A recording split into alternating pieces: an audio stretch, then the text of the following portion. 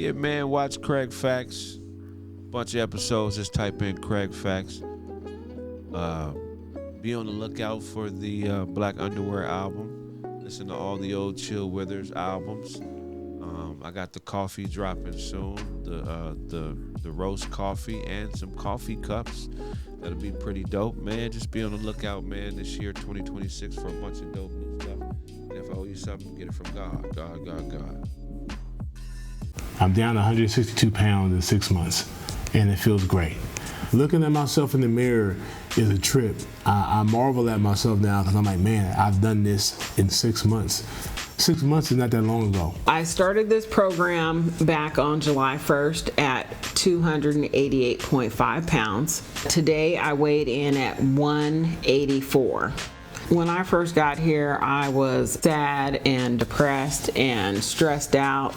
Over time, I regained my self-esteem, my willpower, my determination, and those things have helped me to grow and become happier with myself and in life. Use code TFU10 for a discount on the full body cleanse. This is O'Shea Jackson. You're listening to TFU Podcast, if you didn't know.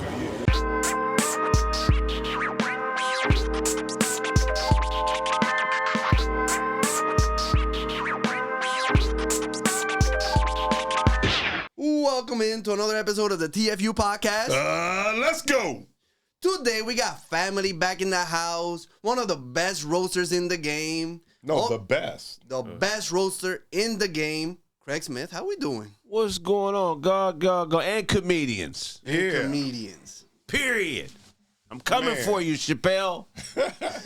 Hey, you know what's crazy? I was watching all those roasts because every now and then I said, do you ever post the roast? Nah, I don't care. Because they're everywhere. I see them everywhere. Now the algorithm knows that I like that. Yeah. So I see them all the time. Yeah. And you always the lead. You killing everybody there. Hey, man, thank you. There's a lot of different dudes that just chop it up and repost it. I have never reposted it, man. That was, so long ago. But shout out to All Def Digital. You gotta bring it back, man. You gotta bring the roast me. No, you gotta do your own thing. You gotta do your version of it and bring it back. You know what the funniest thing of watching those videos is that comedy class? Yeah. Watching them then and now, they all got fat. Oh, everybody. With all due respect. We're all old, yeah. No, real shit. Shout out to all the comedians that were on Roast Me. Definitely probably the hardest comedic competition show in the history of comedy. So you're coming out with a new album. Man, I probably got 15 albums in the trenches, man. So if I released all of them, I wouldn't have nothing to talk about. But the latest one is a double album. Okay. And it's called Black Underwear, the shit you can't see. Yeah, so I'm gonna be releasing that soon. Then I got another one called the Car Album. I did a whole car just sitting in my car. Yeah, so that's gonna drop soon. I've been dropping snippets of that. But yeah, man, I'm always dropping music and stuff. So yeah, be on the lookout for both of those things. How's 2026 treating you so far? Man, cool. My son started walking. He started walking before he was a year. Ooh. And he's trying to talk. So that's scary. We got an athlete coming in. Yeah, he's walking. He's doing his thing, man. And he always has to have something in his hand, which means he has an understanding of physics. Because I guess he put something in his hand so his balance to be better. You know what I mean? Mm. It's always something sharp, too. I don't know. Sometimes I look up, I'm like, how'd you get a knife, bro? Like, he finds things, man, and just moves. Mm. Shout out to Sire. That's one thing you cannot have as a dad. Like a kid that commits murders. Oh. Yeah, that's a stain. You rather your son do the murder than be... No. Yeah. Wait, did you baby-proof your house? Not yet, nah. No, he's just walking around dangerous. You know how we in the hood, we don't care. After you get a few scars, I'll do it. I need him to get tough. No, I got to baby-proof the crib, though. You're right. Yeah. That's always... I got to get him out the bed. He loves sleeping in the bed with us. You know what I mean? I can't have that no more. Mm. He's only one. So what? You got to figure it out. Yeah. You got to fight them monsters on your own. You can't keep coming to me. Man, them monsters was real when you was a kid. Shit. I swore it was something underneath my bed and in the closet for sure. Every once in a while as an adult, you wake up and think you see something on the other side of the room, too. Yeah, you'd be like, Who is that? Yeah, you ever move? You ever talk to it? Like, what you doing? What the hey? I'm the only one? Nah. I definitely was one of those. You ever wake up and can't move? Yeah. What is that? It's called, I can't remember what the term is, but I guess everybody goes through it. But did you feel the energy in the room too? So when I wake up and can't move, I hear like in my head I'm talking to myself. Yeah. Me too. Okay. Me too. Yeah. So I feel something. It's like something, but I don't know. Some people say it's a good thing and a bad thing. I haven't done enough research to know. Sleep paralysis. Yeah, that's what it's called. Sleep paralysis. Yeah. But I feel the energy like moving all around me. And I'm fighting. I'm like, wake up. Right. Yeah. There we go. Yeah, that's scary. It's crazy. But you know what I started doing? Yeah, it does. It used to scare me. Now I just embrace it. Really? Yeah, I'm chilling now. Yeah. I'm just like, hey, man. Because you're telling your body to move. Right. And the shit ain't moving. Right. You're like fighting for it. Yeah. Right. Yeah, it's like you in another dimension. Yeah, man. Yeah. Man. Hey. Man. Well, let's talk about some news. Did you see the ICE shooting a white woman? We're all in danger now. I did. We're all in danger now. It's crazy. Now, ICE is ridiculous. They need the guy, I guess the mayor from Minnesota, right? Right. He was just like, get out of town. Get him out of here, man. And I don't understand why he doesn't have the power to eliminate them, because usually states kind of govern themselves. They're federal agents. It doesn't matter if they're federal agents. I know they can steal. I don't know if you can federal law impose state law? Yeah, federal law supersedes state law every time. Like if a local police force is not doing their job or is proven to be inadequate, the feds can come in and just take it over. You know, that's when they go into what's that shit called? When they declare martial law. Or, they can come in and take over. Now, if they do that, I get that. But my only thing is, there's a lot of states with different laws. Right. Period. Like you go from California to Idaho to New York. All these different states govern themselves in some way, shape, or form. So they have different laws. So I didn't understand why they couldn't just say, get out of town. Yeah, because immigration is a federal issue. Right. Yeah, so, you know, a local police force can't extradite an illegal alien. Only the feds could do it, you know. Okay. So that's interesting, though, the state and federal thing. Are you guys familiar with the SPEED Act that just passed? No. So it kind of relates to this in a different way. So the SPEED Act is a new bit of legislation that governs artificial intelligence. And so what it does is it's the federal government putting pressure on the local state governments to change their laws governing AI to match the federal law, because the federal law is more lenient. A lot of state laws have more stringent laws that don't allow, you know, things like taking people's likeness without their permission, so on and so forth. And so with the SPEED Act passed, they're actually able to say, hey, if you don't make the local state mandates match the federal mandates, then we don't have to fund you for other things. We won't give you that $1 billion to build a new freeway and new schools no more. You have to change the laws to match our laws. It's a really interesting thing. But you said it's called the speed law. That's what's throwing me off. Is it about speeding? No, it's the SPEED Act is about artificial intelligence. You know, for instance, like why isn't it the autonomous driving is one of the things that's big. So we got Waymo here. Right. So they want to make that the standard. So there's local state laws where they don't have to necessarily make that the standard. You know, they'll let cities do it, like Santa Monica and stuff like that. But if the state of California could be like, no, we don't want autonomous truck drivers. Right. We don't want trucks driving themselves. But the feds want that. You know what I mean? So with the SPEED Act, they're allowed to put pressure on the states to do what they do in order to push forward this new agenda. But see, that goes back to what I was talking about. States can go against the federal. Right. And so that's why they understand why they couldn't kick out ICE if they wanted to. And you guys said, well, that's the federal. But now in this situation, the federal is leaning on the state government to do what they want them to do, but they're not necessarily doing it. So then why do we have to have ICE? But they'll bully them. No, they'll say, we're not going to give you money for LAPD. We're not going to give you money to keep DWP going. because states get money from the federal. I mean, okay. we support them. They support us financially. So it's a crazy thing, man. I mean, it's some shit about to go down. So many people are going to be out of jobs. They're going to be able to do shit and not have to ask us no more. Look up the SPEED Act. It's some wild shit, man. Is this end times? What is end times? Like the collapse of society. I think that's nah. I don't think the collapse is happening. We're think definitely going through some changes. The thing is, like, I personally don't think once AI takes all the jobs that they're going to give us a stipend. I do not believe that. They going to let you starve? Yeah.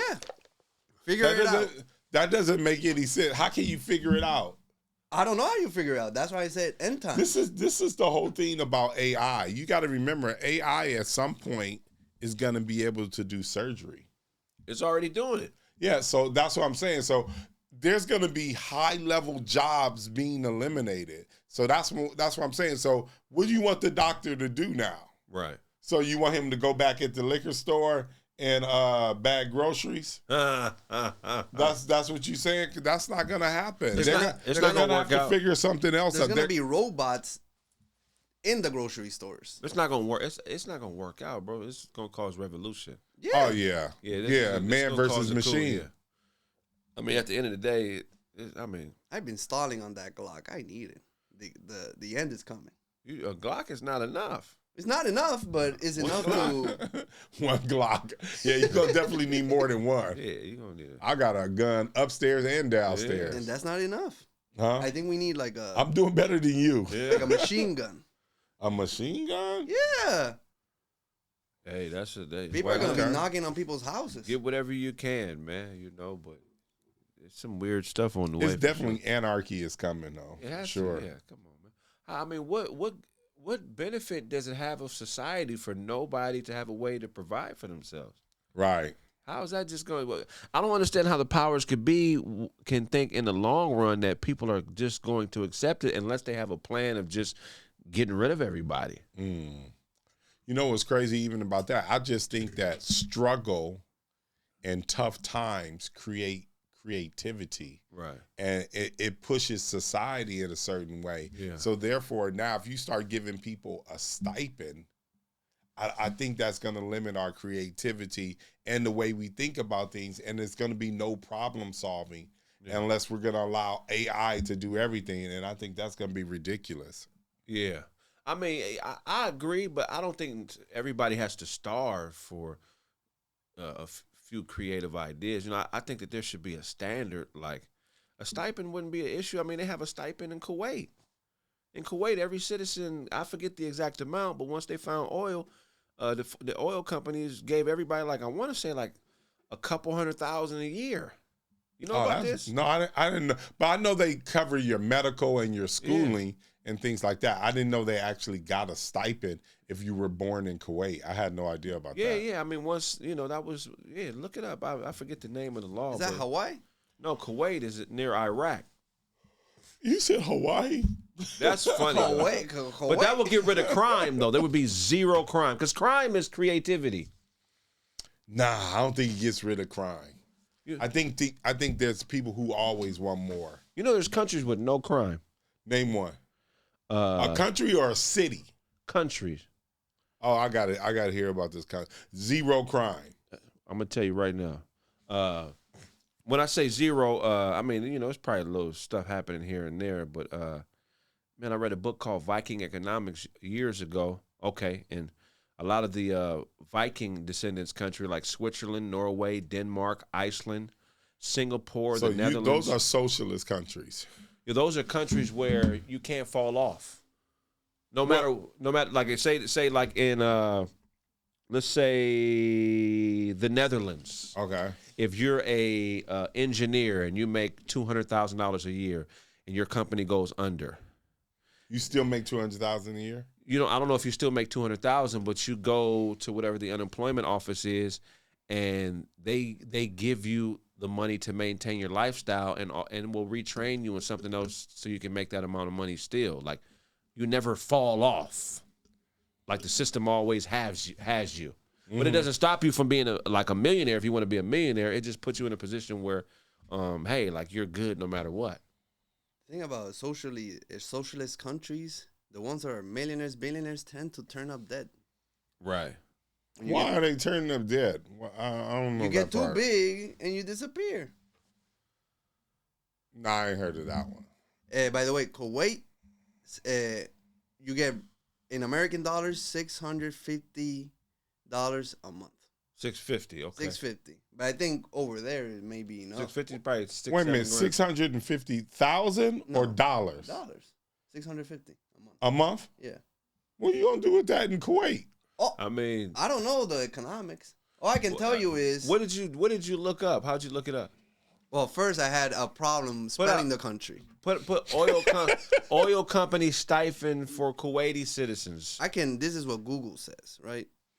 Kuwait provides significant stipends and welfares for citizens, including monthly allowances, subsidized essentials, housing, food, utilities, fuel, free education, and healthcare, with specific payments like a monthly 200 KWD allowance, approximately $650 US, a higher amount for students abroad, funded by oil revenues. Though these benefits face scrutiny due to oil price fluctuation. So, yeah. I think if we get a stipend, they're just going to give us just enough to survive. Just enough. Just enough to not starve. To be honest, I think what it is that there's no importance. Once AI takes over, does money still have an importance? Yeah, I think so. Why? I don't think it does nothing. If AI is doing all the trivial work, they're doing the surgeries, they're doing everything, and there's nothing for people to really do, does money matter? I think, yeah. I mean, money is not the only form of currency. I mean, money is basically a symbol for bartering. I know, but you don't have to barter anymore. You just go to the store and you got it. Right. Yeah, that's what I'm saying. Everything is free. They're saying, the guy that crashed out in New York, saying, like, where's my fucking money? That guy. Yeah. They got him on a podcast, and I don't know if what he's saying is true, but he's saying, like, once the dollar is nothing, the only thing value was going to be minerals. Like gold. That's for gold, sure. Gold, silver. Gold has been going up. No, it's gonna go back in time, the way things used to be, where you could trade a cow for whatever. Speed. Okay, cool. So look, with the Kuwaiti stipend thing, there's other factors that come into play. Age, income level, family size, government policy. So it's not just you can get from $1,000 to $10,000 a month per person. It just depends on like your situation. You know what I mean? So, yeah, I'm gonna get more details on that. I'm gonna do more research. Go find me a Kuwait wife. Yeah, Kuwaiti wife all day. Yeah. I would hate to live in the Middle East. So you think that everybody having a certain amount of money every month, it just destroys pretty much destroys capitalism? You don't need it anymore. There is no capitalism if you're giving people money every single month. But what is capitalism without the consumer? I still need somebody to buy the product. What if everybody had money to buy what they want? No, but if everybody had money to buy what they want, it wouldn't push society. It wouldn't push, we wouldn't be a progressive company. A progressive country at all. You don't think so? Japan. What about them? Japan is a lot more technologically advanced than we are. I think they have a level of socialism there where everybody's straight. They offer a certain amount of money for black men to come there and reproduce with Japanese women. Yeah, because like you just get a guaranteed. I forget what it is. Well, I think their population is down.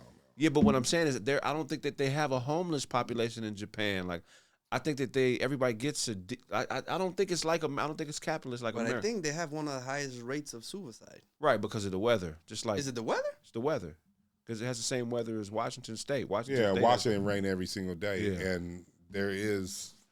So if you say you grew suicide up, is big. Say you grew up and you didn't have no poverty in your life, you don't think you would have been able to accomplish? Really? Do you ever see that thing where the one comedian goes, my dad drove a My dad drove a Cadillac. I drove a Ferrari. My son didn't drive. You ever see that one? Right. Did you ever see that whole little thing? I didn't see the bit, but I remember. I know of it, and I understand the concept. So that is absolutely true. So they basically saying if you're super rich, your son he doesn't push himself to the limits to be great. Right. Most people they would be a sorry kid, and that's what they're saying. They saying struggle pushes you to push forward. Right. And to want more because you don't have anything. Yeah, competition, there have been studies that, definitely link the progression of society and creativity to compare competitive environments. I don't know. I just think it's a trigger-based thing. It's like knowing your triggers. When you're comfortable, you don't have to do anything, so nothing really moves. But when you're uncomfortable and you want to figure it out, you got to kind of do what you do, But I don't know. I question it, man, because the same people have been rich, like the elites, have been the same for the last 300-400 years. Elon Musk, the richest man on planet Earth, his parents, were well off when they were in apartheid South Africa. Right. But I think the quote is, strong men. Yeah. Yeah. But what is it? So I'm gonna look it up. It says strong. Well, you said strong men. What? Strong men create weak time. Yeah. Strong men create. Yeah. Let me see. Create. Yeah. It's a black dude saying it. Create. Yeah. Oh, here it is. How you explain Kobe Bryant? No. Listen, there's always going to be outliers. Here you go. This is it. Okay. No, I'm about to play it right now. It's about to go away. I had a conversation with a friend one day, and we was talking about family and life, and I asked him, how do you see your kid's future? And he said to me, my grandfather walked 10 miles to work every day. My father walked 5. I'm driving a Cadillac. My son is in a Mercedes. Said my grandson will be in a Ferrari. He said my great-grandson walking again. So I asked him, I said, well, why is that? And he said to me, tough times create strong men. Strong men create easy times. Easy times create weak men. Weak men create tough times. He said to me, many will not understand, but you have to raise warriors. That's what Coach instilled in me. So many lives. I think that's true. Yeah. You always hear about the super rich guy complaining about his son who's a bum who does drugs. Right. Yeah. And then you always hear about people fighting out of the struggle. Now, everyone doesn't make it. But I think what he's saying is true. You got to create warriors. So I think one of the people that persevered in those kind of situations is kind of like, do you know Grant Hill's story? I don't know the story. No. But his father was an NFL player. Yeah, okay, I know that. They had a successful life.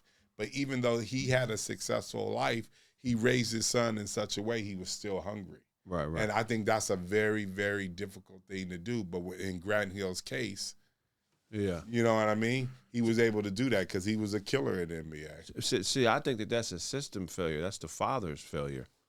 It's a when you get rich and you don't invest enough into your kids to like structure their their upbringing, then you get busters. Yeah, but think about it like this. So you're a new dad, right? Right. But did it come with an instruction book? Mm-mm. So that's the whole thing. Everybody's not a teacher. No. Everybody's not a teacher, and a lot of times people can't even teach people what they actually do. Right. Because they're not a teacher. So it doesn't come with a rule book on how to raise a man. Some people know how, just instinctively. Right. But some people don't. You got to beat his ass. Huh? Beat his ass. Let me tell you something. Whoopings are important. I never got a whooping I didn't deserve. So I'm all in favor of whoopings. Yeah. And I just think when you cross the line, it should be repercussions behind that. Yeah, I was getting socked on from like 8 up. You know what I mean? I got this. Like, man, yeah. But how much money is it to create a weak man? It's not the money. I think it's the environment.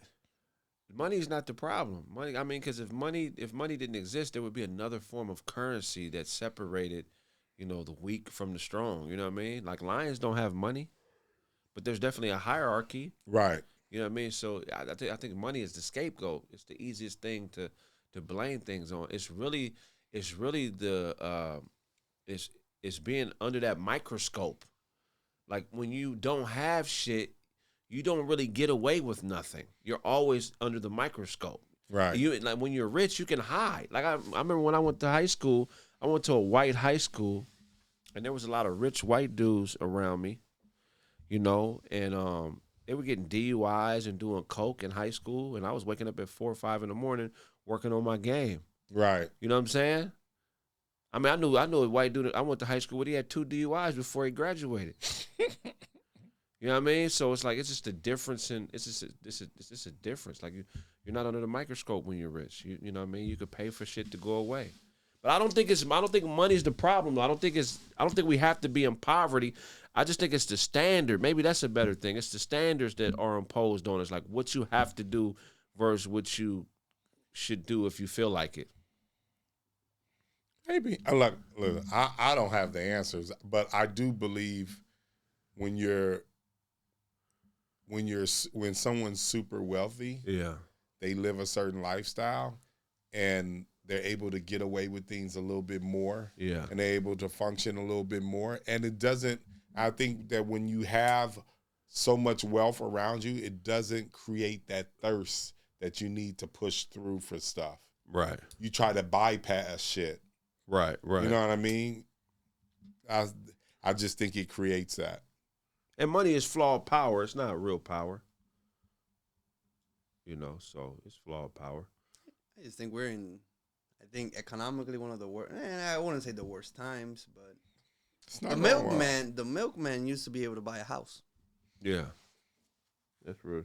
Yeah. Some places it's still like that. Shit, Oklahoma. You can work at the gas station and buy a house. Right. You can't do that here. Well, I think, in LA and a lot of major cities, those things are really possible. Right. It's definitely going to take more than one income. Oh, I think with the stipend, we're going to have a bunch of content creators. Just more. That's what's going to happen. But regardless if they give us a stipend or not, the wealthy are going to be the same people. Everybody else could potentially go broke. I don't care how many millions you make. If you know what I mean, if you're not a billionaire, you could go broke. And Mickey Rourke was asking, he created a GoFundMe because he cannot afford where he's staying at. Really? Yeah. He needed to raise like $57,000 a month, every month.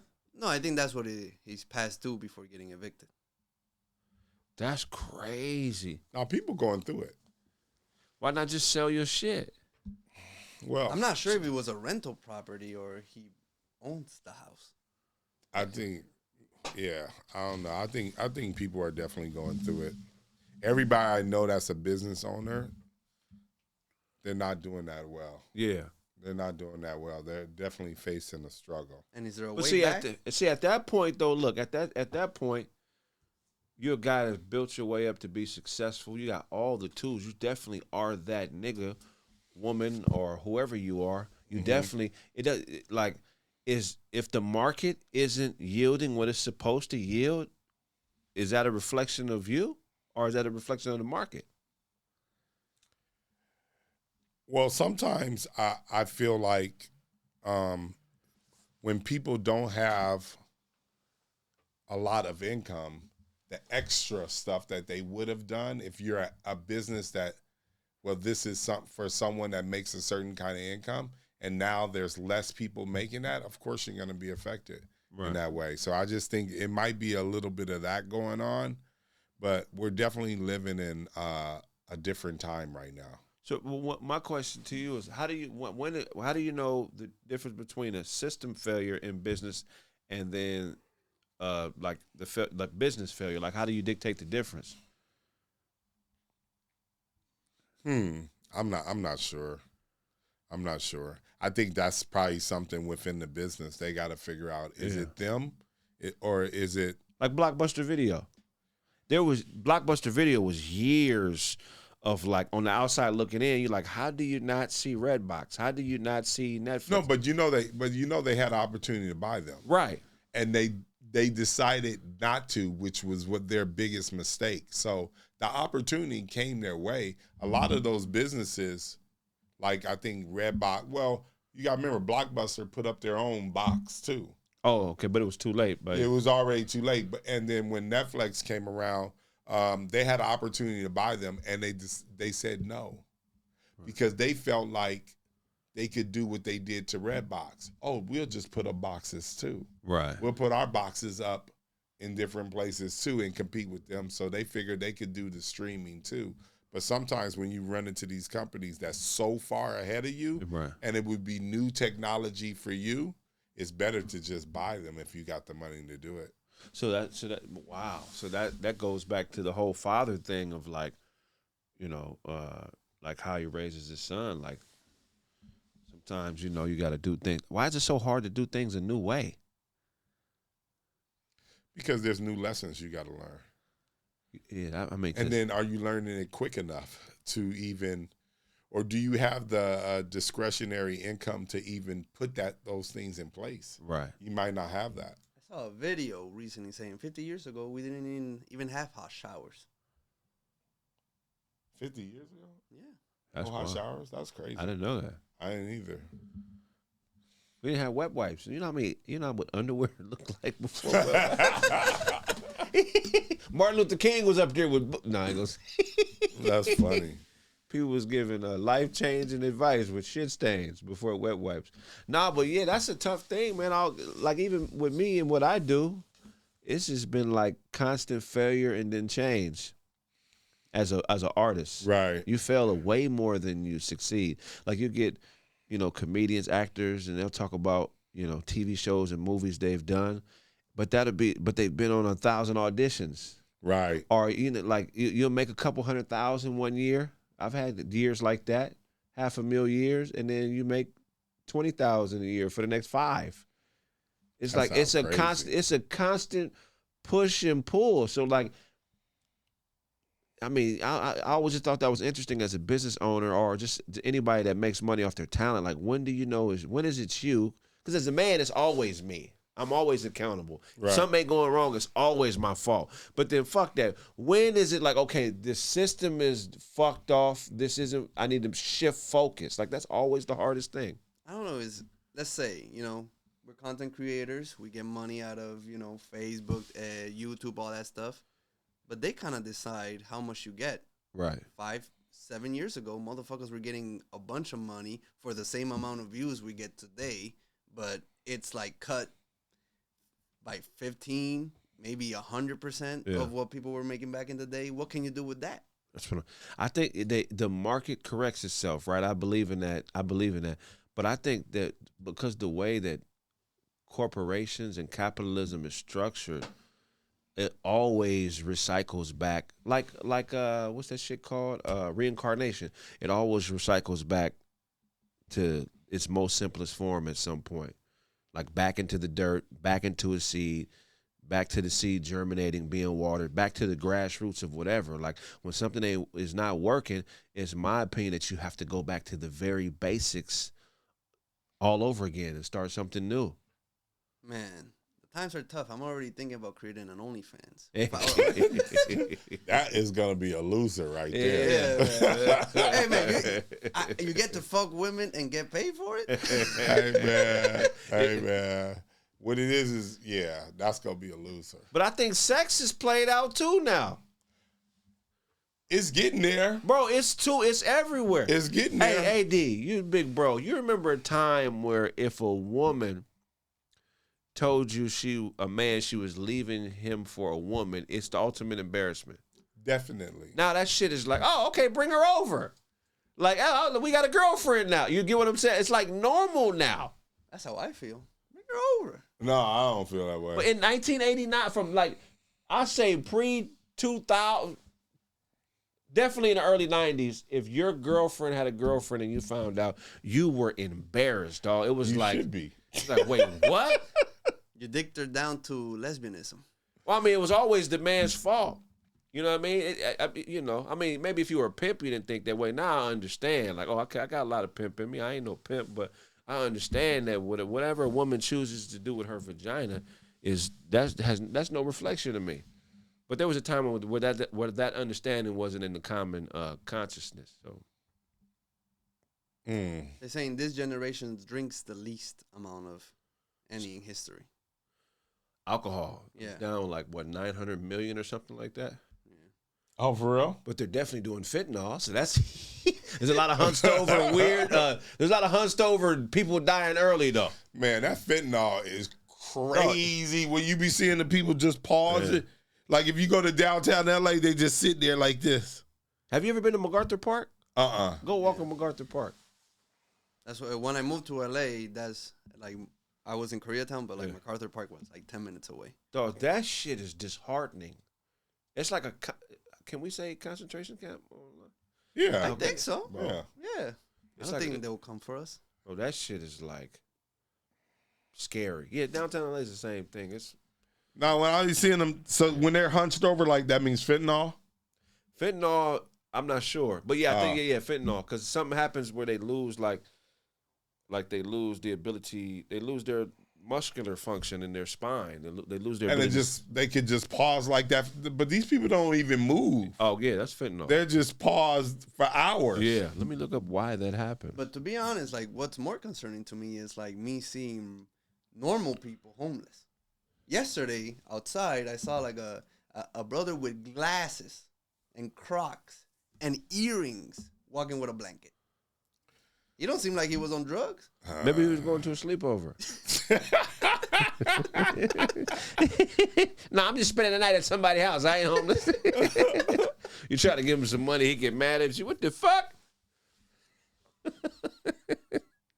But yeah, that's wild. Well, not to change the subject, I guess Trae Young. Did y'all see what happened to Trae Young the other day? Got traded? But not that he got traded. He got traded in the middle of the game. Yeah. Get the fuck out of here. He just stood up and just walked out. They was like, yeah, he just got traded. They had security come get him? Nah. They didn't have security come get him, but it seemed like the people within the stadium was directing him a certain way. Yeah. Dude, were they kicking him out? That would be crazy. I don't know, but like before he got traded, he named the Wizards as his number one destination. I don't know why. Why would he want to go to the Wizards? I don't know. Aren't they garbage? They're terrible. They don't even have like a good player. I know they Golden State kind of sent one of their guards over there, but Jordan Poole? Yeah, he's not doing well. Poole don't even play for them no more, don't he? I think he's in the Pelicans. Yeah, he got traded too. Oh, he's at the Pelicans? Yeah. I thought he would want to go play with his boy, Williams that played. I'm the one who said that he wouldn't do well. Who? Poole. I watched the way he plays. Yeah. He's scoring 16 points on 36% shooting. Yeah, I'm telling you, I watched him play. I sat there. I went to one of the Clipper game. I watched it. I'll say, this dude has the worst shot selection I've ever seen in my whole entire life. Really? And he scored 30-something points. And it was the awful. It was just like, that's not going to pay off. Right. That's just not going to pay off. But that's the same way I feel. It's a different feeling when I look at Austin Reeves. When I look at Austin Reeves, I just feel like if they were to focus on him as a person that averages 27 points and he's not playing with Luka. 27. He does average 27. He averaged 27, but he's not a 27-point player. That's just Oh, I'm so glad you finally admitted that. No, because you've been denying that the whole entire time. No, I'm saying you're saying he's trash. You know how much he thinks Austin Reeves will be average outside of the Lakers? 12 points. I think he's going to average about 13, definitely less than 15 points. That's ridiculous. Do you think so? Then what option do you think if he goes to another team that he's going to be? He's a third option. Huh? He's a third option. So what is a normal third option average? 15 points. No, ain't no average, no 18 points. That's ridiculous. No third option averages 18 points. They average around 15 points. 15 or less. That's your third option. You know that. No, not on today's NBA. Nate, you know that. Chet, he's a third option. Okay, the number one team in it. I'm just saying. And Chet right now is probably the number 2 option over there because Williams hasn't even put his game together yet. He's struggling to get it together coming off an injury. So, I mean, did Chet average last year? You know, when Klay Thompson, when Durant played with the Warriors, Klay Thompson still averaged like 20 points. Okay, but you're talking about championship quality team. That's not the majority. So this year he's averaging 18. But Who? But Chet last year, that motherfucker only played like fucking 32 games though. Oh, 15. Okay, so AD's right again. This is the normal day. I don't know because Austin Reeves. It's a normal fucking day. Yeah. Austin Reeves, what is he? A third option? He's averaging 27. Who's the third option? Okay, let's do this. Who's the third option on the Clippers right now? On the Clippers. Wait, So we got you having LeBron as a number 2 option? right now with Luka. He's in number 2 option. Austin Reeves is injured. That's the thing. So we made a bet. I said Austin Reeves will average more than 25 this year, and he will average more than LeBron. So far, That's the bet. Well, LeBron's coming off an injury, but he's catching up slowly though. Yeah. He's at 20 now. He was at 17. So he's catching up slowly. Yeah, man. But here, let's look at the Clippers. Go to the Clippers right now. Let's see. Kawhi's averaging, 30? Nah, Kawhi can't be averaging 30. He got to be averaging probably 25, 24. Did you see his last few games? He's just killing motherfuckers. No, he might be the last few, but he's not averaging 30. Okay, is it Zubac? Would you say Zubac is Yeah. there? So Zubac. So who's on the team? Okay, so this is how they played yesterday against the Knicks. Leonard, Collins, Zubac, Harden, Dunn. Okay, so let's say Harden and what's the name is number 2 and number 1. Yeah. So then Zubac would definitely probably be number 3. How many does Zubac average? Zubac probably averages 15, 14 points. 15.3. So AD's right. You're saying Austin Reeves would average 13 points, not 15. No, I said he would average less than 15 points a game. 15 and less. That's where I'm at. Because that's what your third option usually does. He would be a third option guy. You're saying he's a third option on any team in the NBA. No, not any team. On the Wizards, he's the second option. Yeah, he won't do nothing on the Wizards. You know that. They get the focus on him. He's a smart player. No, I'm not saying that. I think he is a smart player. I just think he's an average guy. I think I think he's just an average guy. You're blinded by his whiteness. No, I'm not. I just think he's an average guy. I think he's a improved John Paxson, Steve Kerr. What do you think about Austin Reeves, Craig? I really haven't watched enough of him. You know what I mean? Here's the thing: averaging 27 points a game is a lot. Yeah, that's like you got to have some game. He made 50 points. Do you think that it helps if you have LeBron and what's the name on your team? Of course, because then you're wide open now. Yeah. Okay, so can you explain how he scored 50 points in a game that LeBron sound like he had a good game that LeBron and Luka didn't play in? He sounded like he had a good game. Okay. I mean, shoot, it's a lot of people who averaged 50 points and only did it. I mean, who had 50 points in a game and did it once. You already know that. Yeah, there is. We should bring up a list of 50-point scores. Yeah, 50-point scores. Yeah. Never showed up ever again. What are the Lakers? They middle 500? I think they're like 5th or 6th. They're like 3rd, 4th place. No, they're not. Yeah, right now they are. They went out from 3rd. Yeah, but I think they went to 5th. Oh, they lost. They lost yesterday against the Spurs. I think they went to 5th now. They're like 5th or 6th. They're 4th. Okay. So from 2 to 6, it's only separated like by 1 game. Oh wow. To be honest, Austin Reeves needs to be if they're in 4th is tough. If they were in 2nd, he got to start in the All-Star game. Remember that? Can you imagine that? He won't because he's missing out too many games. He's gonna be back. Yeah, I know, but that sucks because he averages 27. They need 27 is the shit. Yeah, I had a boy named Leland McDougal. He was a cold player. You know him? He's a hooper. He averaged 30 in the NBA Summer League when it was at the Pyramid. Oh, okay. He didn't get him to the league. So you know why though? They look at the way you play. Right. They look at it and they be like, nah, that's not going to translate. It's not going to fit. Yeah, it's not going to translate. Yeah. And that's just how it is. I remember my friend played for, he was MVP of the Summer League when it was at the Pyramid. And William Benjamin played for New Mexico State. And it was the year New Mexico State had an amazing year. Sam Crawford was at point. You know Sam? No. You don't know Sam Crawford? No, I heard He is the LA legend. But yeah, and he was MVP at the Summer League. He didn't get a shot. Wow. He didn't get a shot. MVP. Yeah, that's wild. Didn't get a shot. Yeah. The Wizards making the playoffs next year? I don't know. I mean, look, here's the thing. Trae Young is good enough with a bunch of bums to be an AFC. He proved that already. Hey, listen, he going to get an opportunity to do it again. He might average 35. Huh? He might average 35 next year. Would you ever want to play with your point guard who averages 35? It depends. Would you want to play with Chris Jackson, Abdul Rauf? And that's who he's very similar to. Do you want to play with him? Nah, I ain't going to say he's similar he's to on him. that. Nobody's on Abdul Rauf's level, but he's close. I'm not going to say. Abdul, I'm going to defend you. No, I'm not saying that. Bro, he averaged 29 and 10. I'm not saying scoring-wise. As a freshman in college in the Big 12. But their games aren't similar. The way they get buckets is very similar. No, what's the name? Shoots threes and throws up floaters. That's his whole entire game. Right. And he's super fast. Right. Chris Jackson was through the leg cross jumper. Yeah. No, everything he did was 99% off the dribble.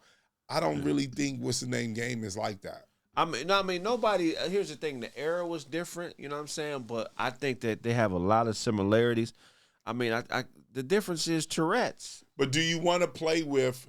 Do you want to play with Abdul Rauf, or do you want to play with my man for Georgia Tech? God, why is it Kenny Anderson? Who you want to play with? Shit, I don't even know why we think it. You gonna say Kenny, right? If I play, listen. But he won more than Kenny in the NBA. Huh? He won more than Kenny in the NBA. No, remember, Kenny had a good year. Remember, Kenny played for New Jersey when Chuck Daly was there. They were amazing. They were, but what I'm saying is, remember Abdul Rauf? They were the 8th seed and put out the Sonics. No, they did. They had a good. There was a time. I don't know who won more. I'm not going to pretend like I know that. He never scored more than 20 a year. Who? Abdul Rauf. Yes, he did. No, I'm looking at his stats right now. What did he average? The most he averaged was 19.2. Okay. I miss it. And he averaged 14 points overall in his career. No, listen. To me, I'm telling you, was one-on-one, he's the real deal. He was hated. It was a you different can't era. play like that. The way he played was they allow you to play like that now. If he played now, he averaged 35. Yeah. Yeah. It was completely different. Back then, your point guard had to get assists, had to make everyone better. That's why Kenny Anderson was more of an NBA fit than Chris Jackson was. Chris Jackson was just a talented player. He had a 42-inch vertical. Tim Hardaway or Chris Jackson? Well, you always going to go with Tim Hardaway because he proved that his game is more effective in the NBA. Right. But if they were both to play one-on-one, he would kill Tim Hardaway. He would kill him. And if you know anything about history, Tim Hardaway played for UTEP. UTEP, if you watch the UTEP when they played LSU for the very first time, Tim Hardaway did not do through the leg cross at all. He stole the move from him. He stole it from him that game. That's what you're supposed to do. Yeah. No, that's exactly what you're supposed to do. But let me tell you, he stole it from me. But the thing with Tim did with his game, through the leg cross didn't set up a jumper. Right. Through the leg cross set him up to get to the basket. Yeah. And a point guard going to the basket causes problem, breaks down the defense, makes everyone better out there. Chris Jackson didn't force nothing. He was so good that whatever you gave him is what he took. He was wide open. Yeah, he never was not wide open. There wasn't contested shots. He was too fast. But he had Tourette's. That's the difference. No, but Tourette's is a syndrome that makes you do things perfectly. That's what I'm saying. And that's not just I thought Tourette's was just you cannot control cursing.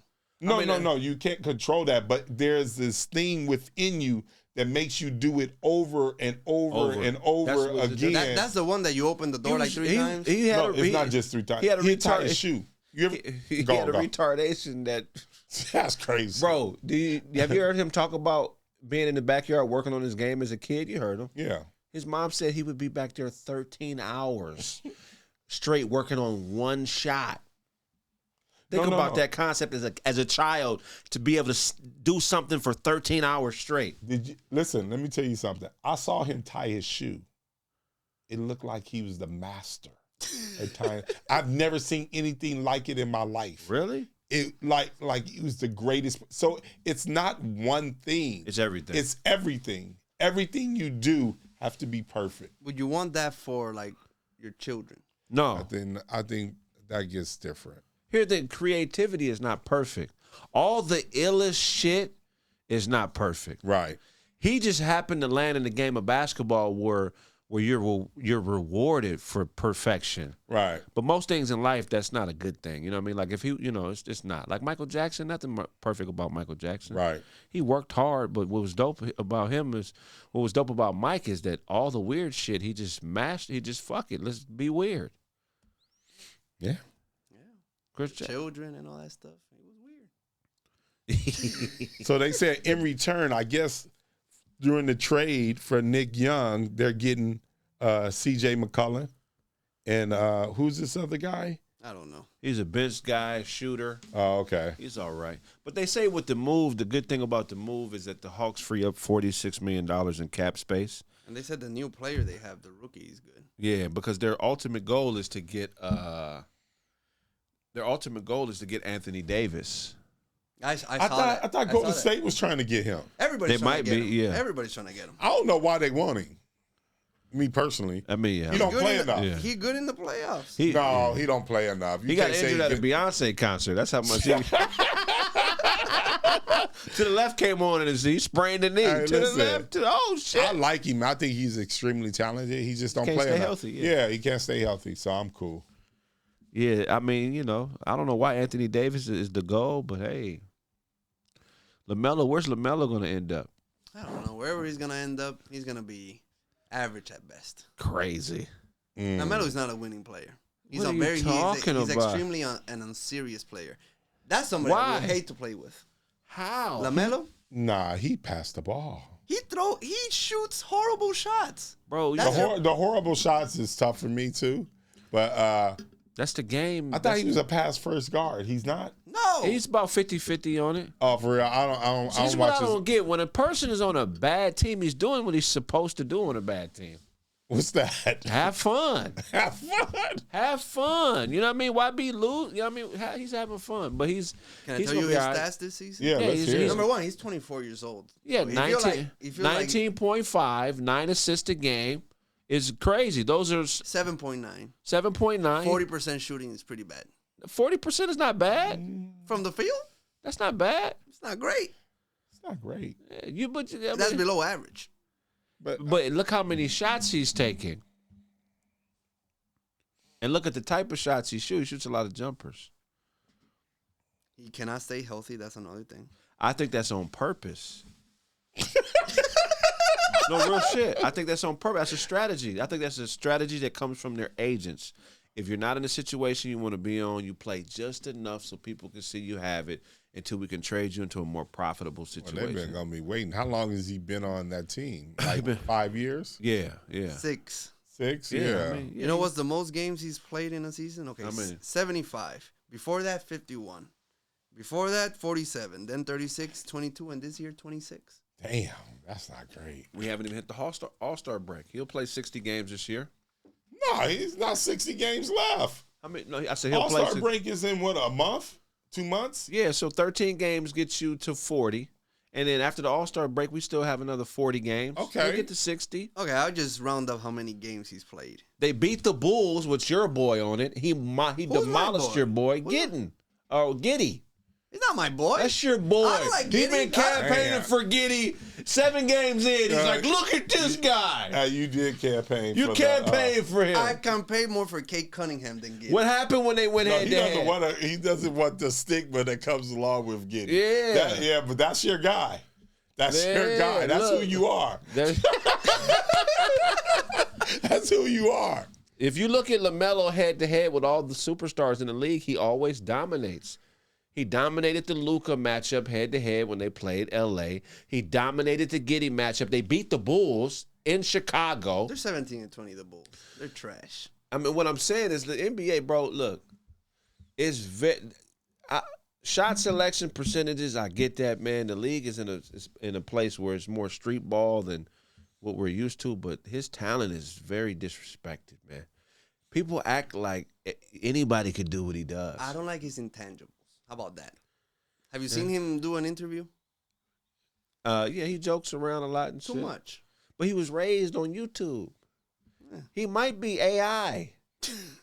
He might not be real. He was raised on you. Have you ever tripped off that? Well, you're young enough to like a lot of these people we see him raised on YouTube. Like I've been seeing him on YouTube since he was like 7 years old. Hey man, like yesterday I was in a sauna and like this 4 or 5 teenagers walked in. They wouldn't shut the fuck up. They were driving me crazy. Yeah, just saying stupid shit. Right. That don't pertain to shit.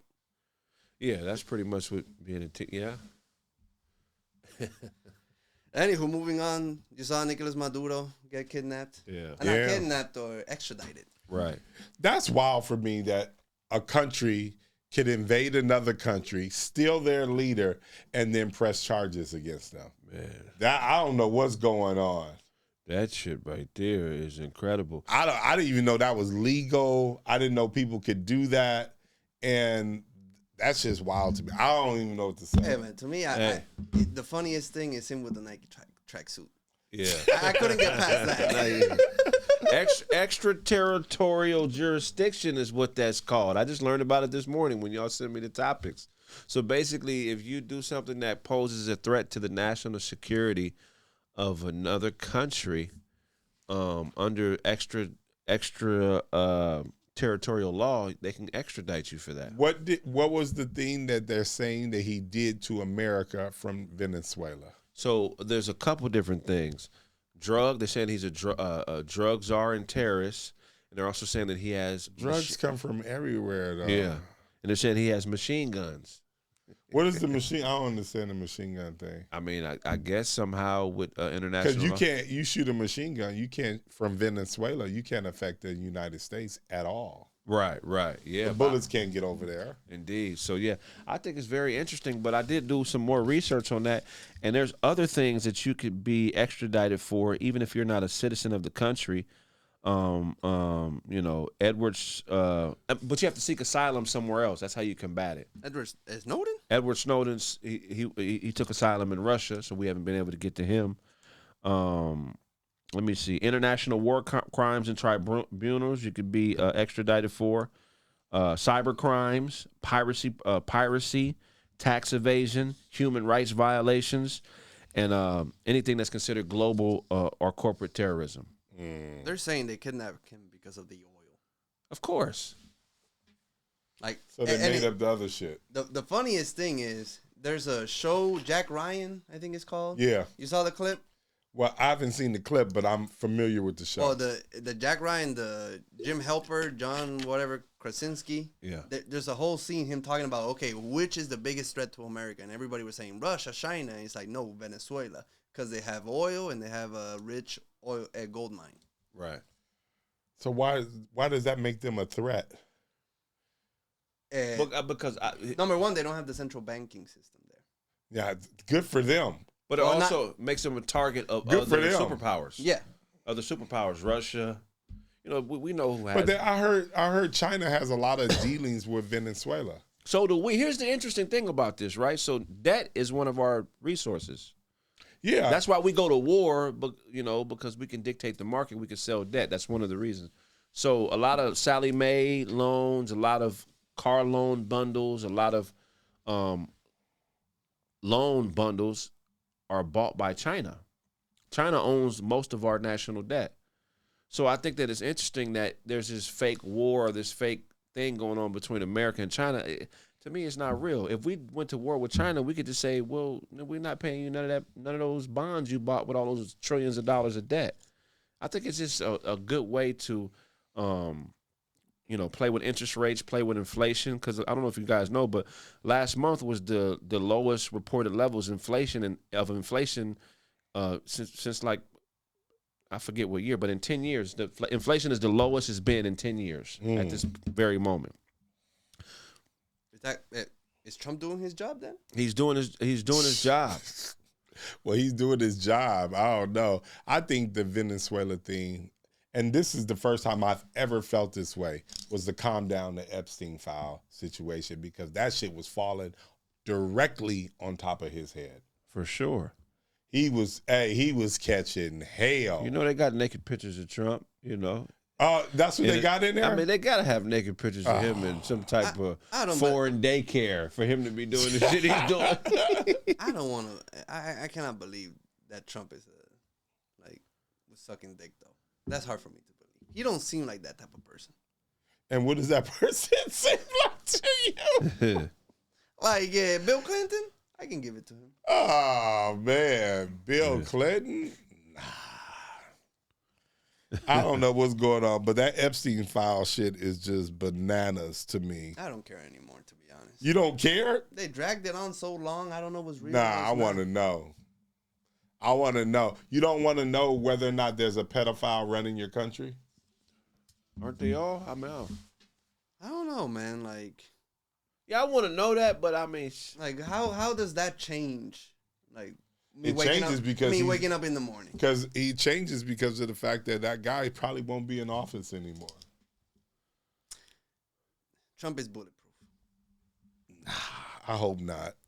I hope people can't think that people are bulletproof, because then that gives people a license to ill. Has the war affected the supply of products in any of your businesses? Do you still have access to the same stuff? Yeah. Right. Okay. The only thing that was affecting me, the tariffs on China, when that was going through. Really? Yeah. So you had to increase your prices? We definitely increased prices because the prices for everything change. Because sometimes it may not affect me directly. It might affect, someone over here that I deal with, and they're being affected by the tariffs. So then, therefore, now it somewhat affects me indirectly. So they have to raise the price, something they give you, and then that makes you have to raise the price. Yep. That's definitely happened. Shoot, I remember our full body cleanse, it was $120 for years. It's $140 now. And it's not because of anything, just because of what's going on in the world has affected so many different prices and so many different pieces that we put into that product. Now that's the current price. I saw another good thing that Trump, he announced. I don't know if he's going to go through with it, but he's saying that he's trying to put a bill to stop corporations from buying houses. Well, you know why they want to do that, right? Why? The reason why they want to do that is because BlackRock is bought up the United States. They own, I think, 42% of the residential market in the United States. And if that happens, if they do not stop them, one day the United States will be a big-ass apartment building. And that's what's happening right now. They're buying up everything. So even like little LLCs won't be able to do that no more. No corporation. An LLC is still a corporation. That's interesting. They need to do that. If they don't stop BlackRock what it's doing, we are all in trouble. Because that was the smartest play I ever seen. Like the BlackRock play? That play right there to make the United States an apartment building is crazy. Right. Because they're in a situation, they have so much money where they never have to sell. But can you imagine if you owned everything in one place? You dictate the market. Right. You just, raise it 20,000 whatever. You can just make up any number, and people will be forced to pay it, or those people will be forced to leave, and the new people will take on that responsibility. They literally control everything. So that's what they're trying to do. They're trying to stop BlackRock. That's crazy. Who owns BlackRock? It's a corporation. It's owned by many people, but it's supposed to be it's a corporation, so it's I don't know who owns it. Who's the main people? Look and see if you can find it. I bet you somebody in office. It's gonna be people like the Rothschilds and stuff like that. All the Carnegies, Rockefellers. Those people are gonna definitely have their hand in it. At least I would suspect as such. Right. Those are very, very. On that level, it could only be those. Yeah. But I think, you as an individual, you can invest in BlackRock. Right. You can invest in BlackRock stock. Now, who controls the majority of that stock? I don't know. Well, they're not letting us know who are the individuals. There you go. You remember the Dave Chappelle joke? Because I've always thought of that. What if Trump is somewhat for the people? He's just a sicko on the other side. Like, the Dave Chappelle joke about Bill Cosby? He saves, but he rapes. Right. That's man. Aren't they all the same? I don't know. You think that all them old? You think he's the only old white? Like all them old white men in power are the same? Bill Cosby, and I'm not Bill Cosby. Bill Clinton, like she was like 19, 21, when he was in office getting a blowjob. Like that's sick. He was only 40. Wait a minute. Talking about it's sick because of the age difference. She's of age. Yeah, she's of age. She's of age. You can't complain. You cannot be the president of the United States getting a blowjob from an intern. So you're going to turn down head from a fucking 20-year-old woman when you're 50. If I'm the president and she's my employee, let's say I'm the president of a production company, I cannot get head from the intern. I need to get another 19-year-old to blow me. Okay, I understand. You saying that was a bad decision because she was in the same she was an employee of it. I get that, but I don't think what he did was disgusting. Yeah. Probably not favorable. But disgusting, it sounds crazy. Like just because she's of age. It's crazy to think Bill Clinton and Donald What was Trump Monica Lewinsky? What was her age? 21, right? You said 21? 21. No, he said 19 at first. He said 19. Then he jumped to 21. She was wearing business suits. She had to be. Yeah. She was ready to give head. She was employed. Now, if she had on some young shit, I would say, okay, cool. But yeah, she had on a Lane Bryant business suit. I think she's older than 21. How old is she? 22. And so you still feel bad? He was 49. What does that have to do with anything? No, she's of age. She was 21 when she started the internship. She could be he could be 100 as far as I'm concerned. It doesn't matter. She's of age. Them saggy balls. Why as a man, why are you thinking about another guy's balls? That's weird in itself. I don't know what we talking about here. She is of age. Probably not a good thing to do when you're married. You're abusing your power. She had to suck the dick. She had no option. You cannot turn down the president of the United States if he wants a blowjob. You have to do it. So if you were an intern and he wanted one. Well, that's different. You said you can't turn that down. You going to take care of him so he can make decisions today? This is for the safety of the United States. You don't think she offered it? I think. Sure. So you know what's so funny? I think she was put there. Oh, that makes sense. Yeah. And they told her, you need to. You have to do flirt this. with him. Let's see where we can go with this. I can go with that. Yeah. You know, there's a whole thing about her where she came from, right? Her history. Yeah. Yeah. She comes from a certain place. Where? I think she has some kind of association with Israel. Oh wow! No, you're gonna get us canceled now. I think there's. I remember hearing something like that. I don't know if it's true. Lewinsky. How do you sounds like a Jewish name? See if it is. No, she's supposed to have some Polish. She might be Polish. Here's the thing, man. I mean, how do you recruit somebody to give head to somebody else? How do you recruit somebody to give head to somebody else? Like, how do you know? How do you find that? How do you know what I mean? Like, how would you recruit a woman to give him head It's like the same way you recruit a woman to, the women's that you lure to your house and then they let the door open. And then how do you win that? You pop up like, yeah, I'm the one. She gave you head because of me. I just want to let you know I got something on you now. It's like a pimp. I got head on you. Yeah. Like a pimp. Right. You know when they the trick of, So how talk to, what would you tell the woman? Oh, she has to be in the CIA or something in a program, and I need to. He's like, okay, this is what you gotta do. You got someone. Now you can blackmail them. It would be difficult walking around a college campus. It's like, hey man, I'm looking for somebody to give AD head so I can take DHERBS from him. That is some. That is crazy. Shit.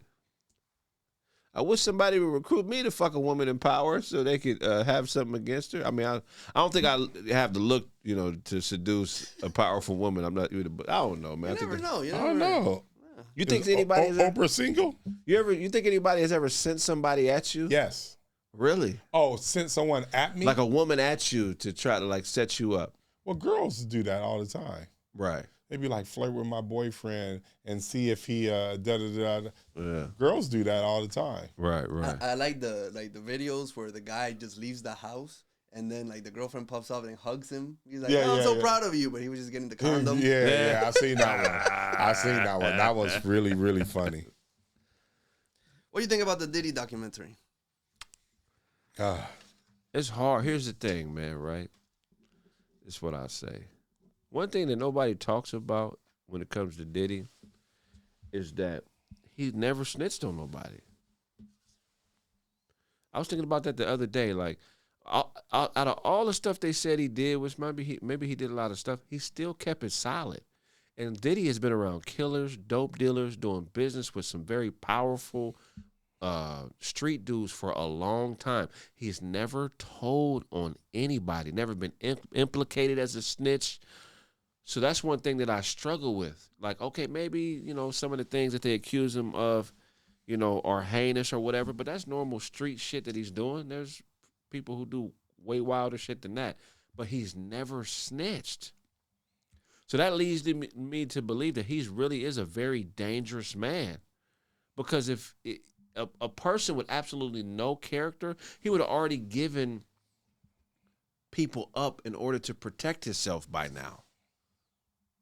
He knows some the people he's been associated with, the Keefe D's, the Zips, these are street dudes that were moving 200-300 kilos a week.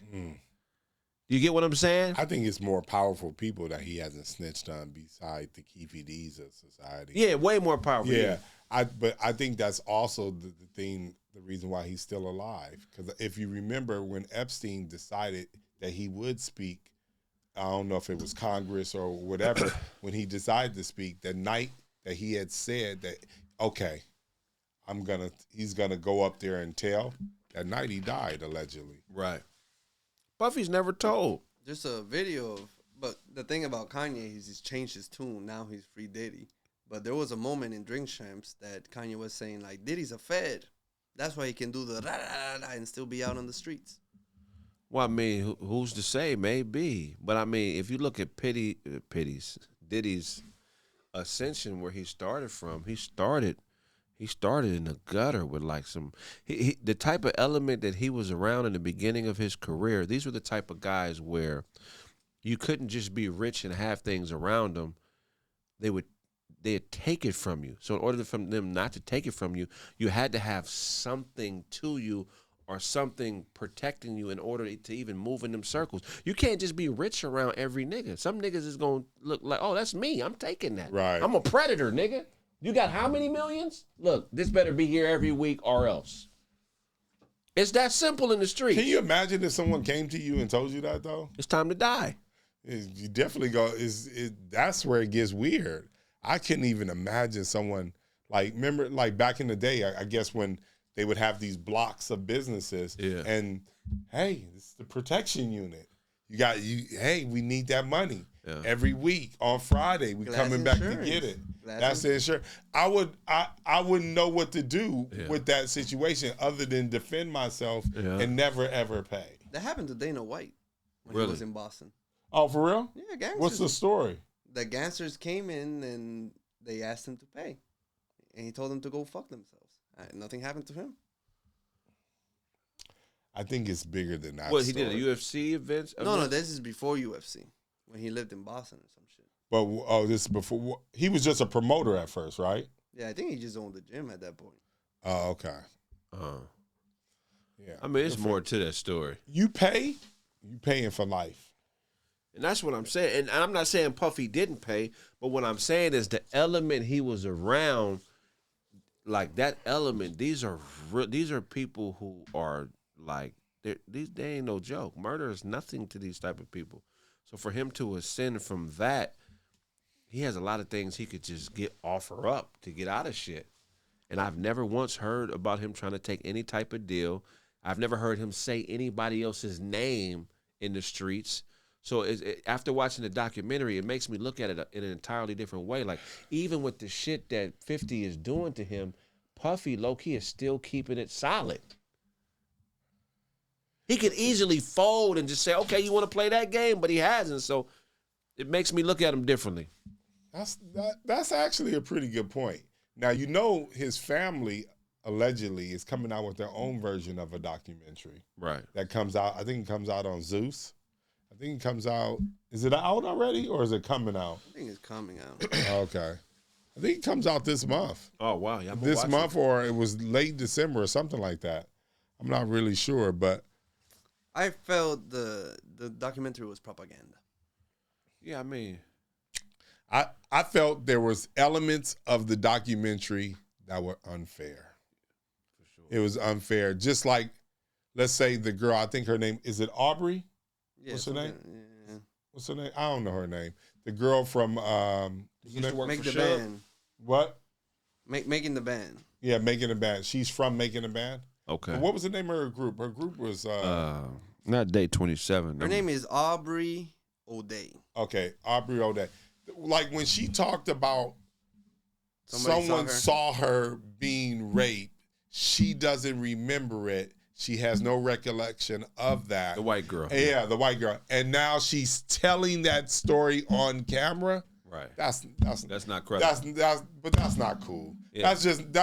That just goes against everything. I'm just like, you're telling a story that you're saying that you have no recollection about. You don't believe it to be true, but now you're stating it almost as if it's fact. And you're putting that, once she says what she says, it puts a damaging sign on Diddy. And I was just like, that's not cool. It's a couple moments like that for me. The reason that she didn't speak up saying that the allegation was false is because it would have helped Diddy on court. Right. And so therefore she's already one-sided already instead of just speaking the truth. Yeah. So then I was like, that's unfair. Now I know Diddy, he's done some crazy, terrible things out there, but whatever he did, he should be able to face it. Someone shouldn't be able to talk about a random act that they don't believe happened openly on some videotape that incriminates him. Well, boy said, hey, man, I'm just saying this, man. Sometimes I wake up in the bed and my butt would be sore and Diddy be in the bed, and sometimes it'd be a woman in the bed. So it's like, come on, that's hilarious. But even to me, for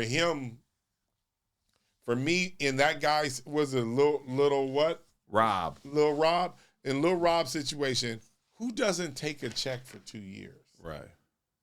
That's crazy. And you're getting nutted in. Yeah. I was like, there's something weird going on. You decided to, like, most people, okay, you're supposed to get paid on Tuesday, and the check don't show up. You don't show up on Wednesday to come back to work. You leave. He's basically saying, I'm gay and it wasn't my fault.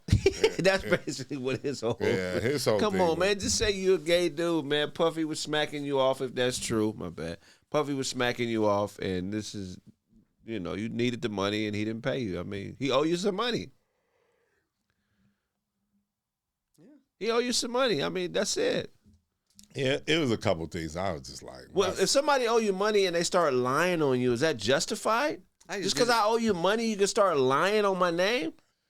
I just didn't like and you disagree with me, but like, they painted Suge Knight like he was like, oh, you know what? Here in the East Coast, Diddy fucking their artists, but if you come to Suge, he treats his artists right. They did that in the documentary? Yeah. I don't feel like they did that, though. They were like, oh, yeah. They just realized that Suge wasn't part of the Diddy situation, so they just didn't dwell on Suge to me. Suge wasn't a bad guy, though. What? Suge, let me tell you something, man. I mean, I can't even say Puffy's a bad guy. I don't know that about him.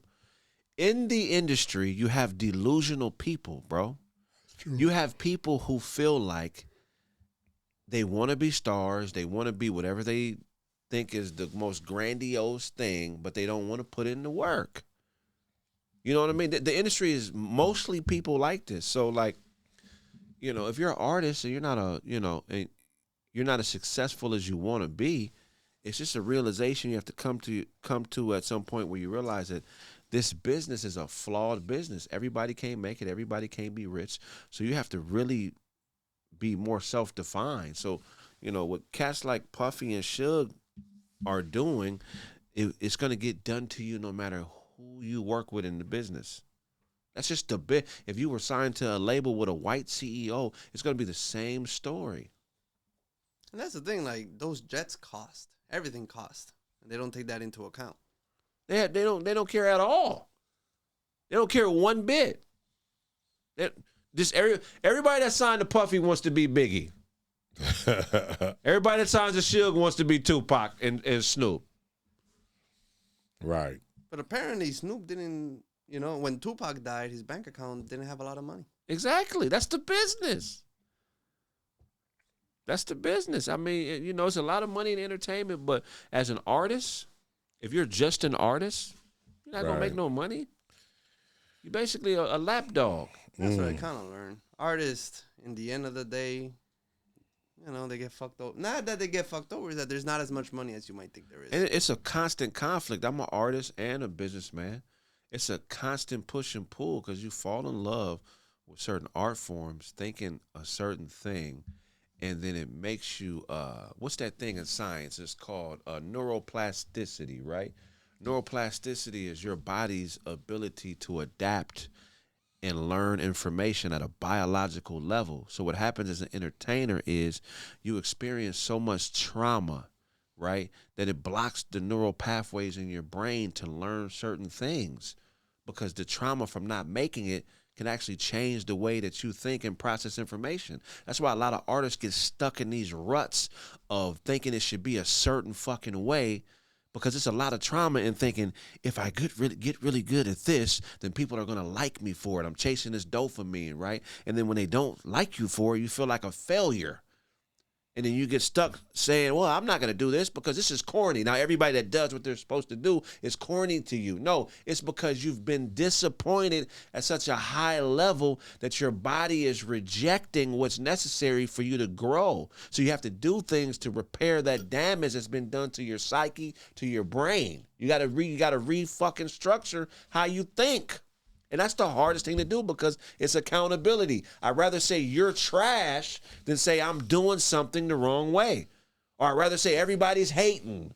Or I'd rather create a weird-ass narrative that the industry doesn't like me and doesn't want me to be what I need to be because I'm stuck on this thing of thinking that Chappelle, Tupac, Snoop Dogg is the only way to be great. It's not, nigga. Just restructure and go back to the drawing board. So I went off on a rant, but my bad. Did you watch the Chappelle special? I watched bits and pieces of it. I got to go back in. But I mean, did you like it? It was like, I thought it was good. It's been like what he's been putting out as of late. My only issue with it, I just wish, I know he's telling these elaborate stories, and to be honest, I love the stories. Yeah. I just wish it was a little bit more. This one was probably, for me, not enough comedy, and it was more storytelling. I wish it was more evenly split, or leaning on the comedy side, but I do enjoy the stories. So the thing I do not like at all is when he says like, okay, now watch how I do this joke. You know, when he starts like, you know, being cocky of like, I'm going to do this, like telling us what he's going to do, and then he does it. It's like, don't just say it. I personally, as an audience, don't appreciate the little, like, you know, because he's been doing it now for like 3 or 4 years. Yeah. I was saying like, oh, I'm so good at this that I have to make it harder on myself, so I'm going to tell it backwards. Yeah. It's satire, though. That's the thing about comedy. Yeah. I think that's what it is. Yeah. Comedy is so multifaceted. It's hard for people to realize, understand. Like a joke is just one element of comedy. There's so many elements of comedy. I mean, I don't know. It's hard. I got to watch the special, but I like it how he ended it though. With the that was player. Yeah, with the like, if I've been compromised, this is the key word. I stand with Israel. Yeah. You saw Nicki Minaj? Nah, what did she do? I ain't never seen somebody implode like that in my life. She went to go talk to what's her name? Erica Clark. And I've never seen anyone just play themselves like that. I actually felt sorry for her. She was trying to be political? I think they probably paid her. I don't know if they paid her. I don't know what she took, but it had to be some reason why she was there. It couldn't have been on her own accord, like I need to speak kind of thing. Something happened in between line. They might have something on her. I don't know what it is, but no one goes up there. They said she lost, and I don't know what's true and what's not true, but one of the things that they said after she did that meeting and they filmed it and televised it and all that stuff, she lost 10 million followers. But then what did she say? That's crazy. No. She was just like supporting, you know. She was supporting Turning Point and their vision and all that stuff, and people disagree with that vision. Wow. What do you do when you get stuck? Like, say you've been stuck on a way of thinking for too long. You're like, you know what? I realize it's me. I need to expand. Like, what do you do? Because some people, like in her position, I think there's something called morals. I think there's something called being true to yourself. And I just think that if you lead with that, you'll never go wrong. Right. That's what I just think. And I don't think that she led with that. Right. And when I seen her doing it, it hurt me. Yeah. I was hurting for her. I was just like, I just kept thinking like, what do they have on her? Right. And I know she didn't sell out for money. Right. Like it's just hard for me to believe that she would do that. Wasn't she having financial issues? She was recently talking about somebody stealing money from her for the whole Live Nation situation, or she put up $1 million or something, and they didn't give her something. Weird happened with somebody. She's been going at Jay-Z's neck for a minute now. Has she? Oh, she's saying that they stole her money? Saying some bullshit, yeah. I don't know exactly what she's saying. How could Jay-Z and them steal her money? I don't know the specific. That's why I didn't go into details. But so he knows. I got to do more research. Yeah, but I'm trying to figure out because she's not signed to Rock Nation, is she? No. The thing is, like, Live Nation has a monopoly. No, I'm talking about, is she, okay, Live Nation is different. Live Nation is not Jay-Z. No. Rock Nation is Jay-Z, and she's complaining about Jay-Z.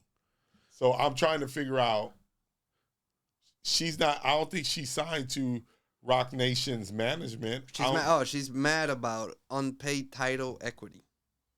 She claims that Jay-Z owes her $100 to $200 million. That's a lot of money. I don't know. Basically, what's being said is that they were going around collecting money to invest in title, and with no paperwork, they were just giving up the bread, right? And people haven't been getting paid back off their initial investment. Is what they're trying to say. Well, if they had, so there was no paperwork involved. Just you know who I am. Give me this. We're doing this, and I'm gonna get you this return. And since there was no paperwork. That's crazy to me. I don't believe anybody on either side would do business in that way, because that's not business. And all these people that we're talking about have experience being fucked before, right? And no paperwork is definitely the number one way you could get fucked. So it's hard for me to believe that Nicki Minaj would put herself in that situation. And it's hard for me to believe that Jay-Z would present that opportunity for someone in any capacity that way. Like, yeah, just give me the money. I'm Jay, I got you. Nah, I'm cool. I can't see him doing that. That's just a poor conversation. Are you ready to be just a target all the time? Yeah. Because when you become filthy rich and visible, like, you're now a target. People just gonna say whatever about you, and you can't defend it. Because even if you didn't do something, the more you defend it, the more guilty. If he came out, I didn't steal the money. Right. I don't know what y'all talk. Like, I ain't gay. Yeah, right. Think about that. Are you ready for gay rumors? I can handle that because people in the comments be saying it every once in a while. Your show, this show. But what I'm more fearful is like I'm going like. Just walking around. I'm not talking about jokes. I'm talking about like rumors, like outright liars. I get it, but I can handle rumors. I cannot handle, okay, I'm walking to a certain place and I'm just like fearful that somebody's just gonna, do something to me. Right. That's where I'm more fearful. I've had that. Yeah. I've had that, but not like on some paranoid stuff. But people move different when they feel like you got something they want. So I've had a feeling here and there. Well, maybe I should have my pistol on me. No, but I think he's basically saying that you screwed somebody and you just walking around in public. Right. He would feel like a target, right? Yeah. Even if I didn't screw anybody, but people know that I got something. Oh, And like, this motherfucker's rich. That's his car. Let's just follow him around and we're going to catch him lacking. And when we catch him lacking, that's his ass. Right. That's what it is. I think that's the thing that sucks about being successful. Yeah. You become this target. Somebody wants to take it away. Yeah, I just think it's crazy that people think you worked for 20 years to obtain this success and they could just take it from you. That's wild. It's crazy to me. That's why some people are the way. Do you know who Vlad the Impaler is? Yeah, the guy based on Dracula. Right. So you know what he did? To send a message about his power. So Vlad threw a party. This is what that whole blood bath scene in the Game of Thrones is based on. So, it was murmurs in the kingdom, people hating on him, saying shit they weren't supposed to say. So this motherfucker Vlad, and keep in mind he was already a treacherous guy. He would decorate the roads up to his palace with the heads of his enemies. But he had to be this type of nigga. So he threw a party and invited everybody, a very luxury. All the people that hated him everybody? Even people who didn't know. He just threw a party and he invited everybody. The people that hated him, the people that didn't know he knew he hated, invited everybody. Okay. Got him drunk, fed him. Got it. Bitches everywhere, locked the doors of the palace and murdered everybody in the party. Like thousands of people. You know what I mean? But he did it for this purpose because he understood that, hey, you motherfuckers think I'm weak. You think that there's no consequences for crossing me. Okay, wait a minute. So did he invite the people that crossed him or everybody to the party? If you associate with a motherfucker that crossed me, you really crossing me. Damn. But in that situation, when you on that level, you have to almost be that type of guy. Like we can play the middle where we at. We can play, hey, nigga, everybody's my friend. Right. I ain't got no problem with you, and I ain't got no problem with you, and I know y'all hate each other, but at some point it's like, nah, man, when you become great enough, you know what I'm saying? Like, people start clicking up. Have you seen the movie Death of Stalin? No. So Stalin is the same person. He just killed. If he felt an inkling, he could be wrong. You're out of here. Saddam's Hussein, they actually have video footage of this. He did the same thing that Vlad did. He invited everybody to a party. Have you seen the video? Look it up. The Saddam Hussein. Not a party. It was, hey, come hang out with me. I'm giving a speech. I'm in power now. Everybody come fuck with me. So he starts giving his speech. There's a couple thousand dudes there, all rich dudes, powerful dudes in Iraq. He starts saying names during the speech. And hey, Ahmed Bufmagak, I think you're a good guy, man. You did really good work. And as he's saying the names, his soldiers are coming in. Hey, come here, Ahmed. And they're taking them out one by one and murdering these niggas during the meeting. It's on video. Wait a minute, that's crazy. Is that you find it? It's on video. There's a YouTube video. Yeah, they don't show the murders, but they show him calling their names out. And, hey, he's dressed real fly in a Gucci suit. So, you know what I mean? He's, looking real swag. And as he's just taking out anybody that he thought, Yep.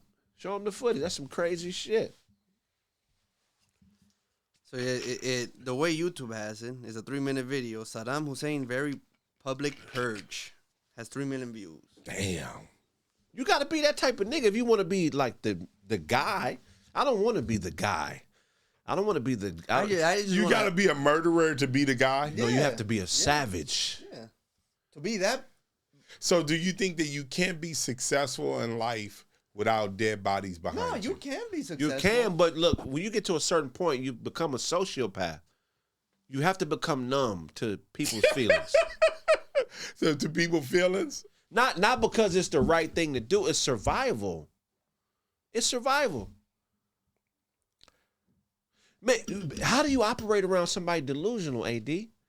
No, listen, I think there's, what I mean by like killing people and disassociating yourself with certain people is two different things.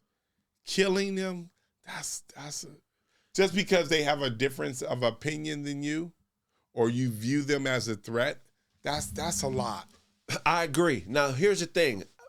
We have murder, right, in the traditional sense, but there's a lot of different ways you can die. It's not just physical death.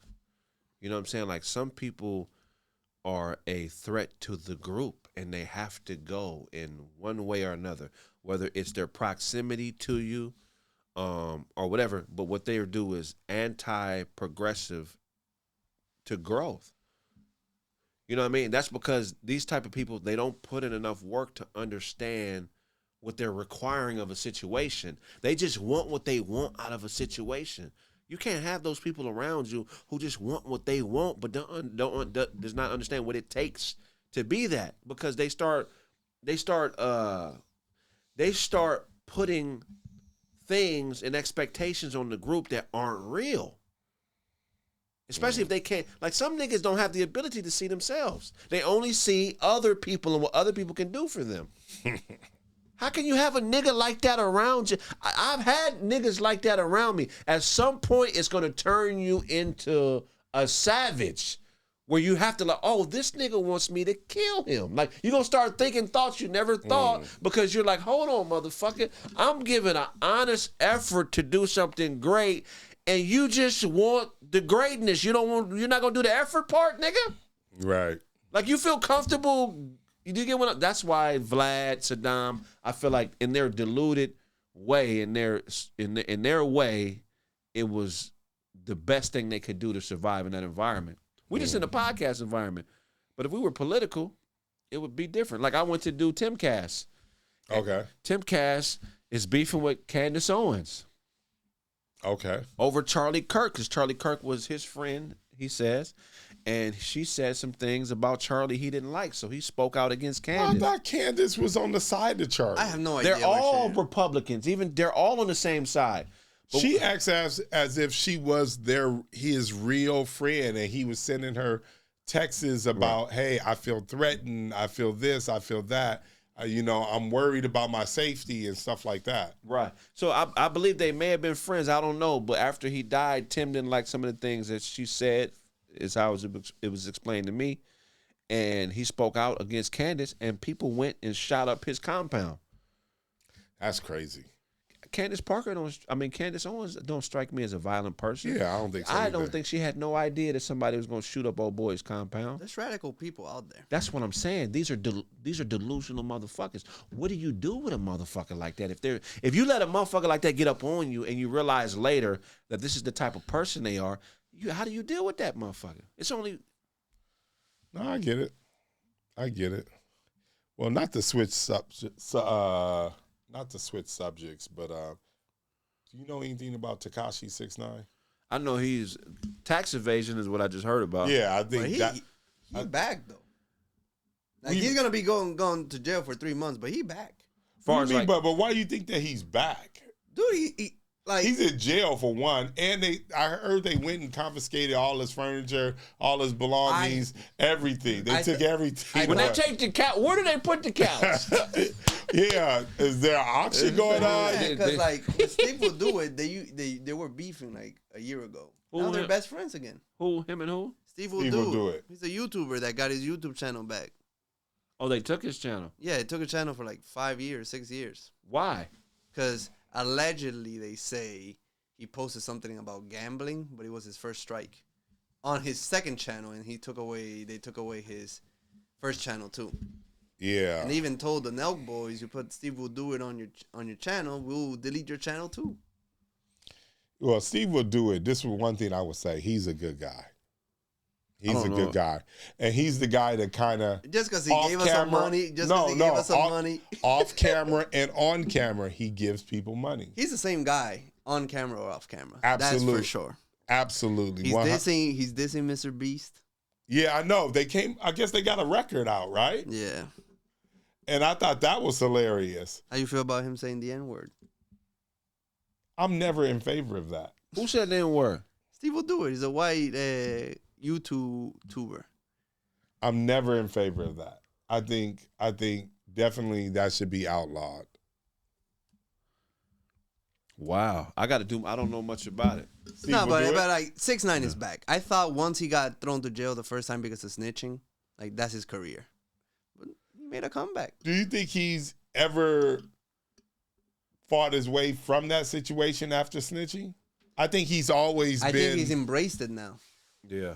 And no, he's embraced the snitching, but he don't have big records. He just released a record that was, he does millions. Does he? Streaming wise? Yeah. Let's see his... I never looked at his... Spotify?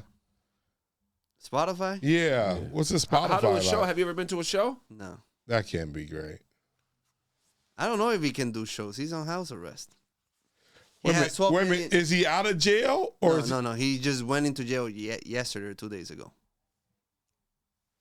I'm telling you. He's doing a lot of streams with Aiden Ross. How you feel about Aiden Ross and Doichi? Here's the thing. Somebody I'm cool with, Glasses Malone. Shout out to Glasses.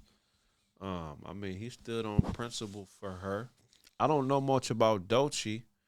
So I have to look into why he defended her. I think black women are to be defended publicly for sure. But my thing is this, like in the industry is the type of women that are in this industry aren't like the women we were raised around. You know what I mean? Mm-hmm. So I have to, for me to defend a woman publicly, I have to just understand how righteous she is. You get what I'm saying? Yeah, you got to know her. I got to know her. So for him to defend her, I don't understand why he was so mad. Why is he calling her an industry plant? Why is he saying that? A white guy calling a black woman a bitch is frowned upon in certain circles. Well, I think anybody calling a woman a bitch without recourse, like something actually happened, she did something. Did she do anything to him? She wrote a song because he started with the industry plant, and then she did a song kind of dissing the industry plant thing, and then he went on the rant with the bitch. Well, that sounds like he's been a little immature. In my opinion, anybody signed on a major label is an industry plant. Industry plant? I mean, what's in what do you think an industry plant is? So I think in the traditional sense, they would call an industry plant someone who is not of the culture, but is placed by the powers that be at the forefront of the culture. You get what I'm saying? Yeah, but then she's definitely not an industry plant based upon that definition for sure. I just think she's a rapper. Right. She's a rapper, and to be honest, she got great songs, and I like her flow. No artist signed to a major label without first being independently successful can be anything other but an industry plant. If you didn't build yourself from the ground up, why do you deserve to be to have millions of dollars spent on marketing your name just because you're pretty or just because of, you know what I mean? Like if you didn't earn the spot, to me you're a plant. But I'm not saying she is, but I don't know enough about I like her music. You like her music? Yeah, the song I've heard is dope. I heard anxiety. That's the only song. Well, that's her biggest record. But I would love to talk to Glasses about, he's been on my show a few times. Or one time, I would love to talk to him about why her, you know what I mean? Right. He said he's ready to catch a felony for her. No, I don't think that's for real. No, but he said it. He said it. He said he's gone to jail over certain things. I will go to jail for, He's ready to go to jail for this one. Yeah. I'm not saying he's not serious. Glasses is a G. He respected in the streets, so I think he's whatever he's trying to prove. I mean, he's a dude of principle. I wouldn't go against what he's saying. I just don't know enough about it. Yeah, I don't know a bunch about it. I don't know why Aiden is mad. That's what he does, though. Oh, that's his. That's not his thing, but like when you're in front of the camera, I'm a little extra. Like the real me behind the camera is not that loud. It's more quiet bass. Once you're, but you need to entertain people. Right. You're on a stream for 5, 6, 7 hours. You need to create, they're going for clips now. Yeah. Yeah, I mean, I think, I think it's some clickbait shit, man. You can't. Well, quick question, since you're a boxing expert. Did the Jake Paul fight set boxing back, or did it bring it back? No, I don't think it brought boxing back. I think, I don't know, man. I've heard Jake Paul speak about his whole angle. I know one of his underlying goals is to establish some type of, what do they call that shit? Union in boxing. So he's done a good job at exposing the fact that boxers aren't paid and fighters aren't paid what they should be paid. And the way he's exposed that is by paying fighters more than they've ever made. Maybe with the exception of Anthony Joshua. He showed people that the money is there in the industry. It's just the powers that be are taking all the money. So watch me pay these boxers right. So I don't know. It depends on what his next moves are. Because I know he's too smart to think that people would take him serious as a real fighter. He just knows that he's popular enough to make money off of boxing. So to me, it depends on what his next move is. If he does establish a union, and I think boxing would be best in his hands. Damn. As far as like him being one of the powers that be, making decisions, putting fights together, promoting fights, he showed that he's the most capable person in the world of doing this. You know what I mean? No, you wouldn't say Al Heyman?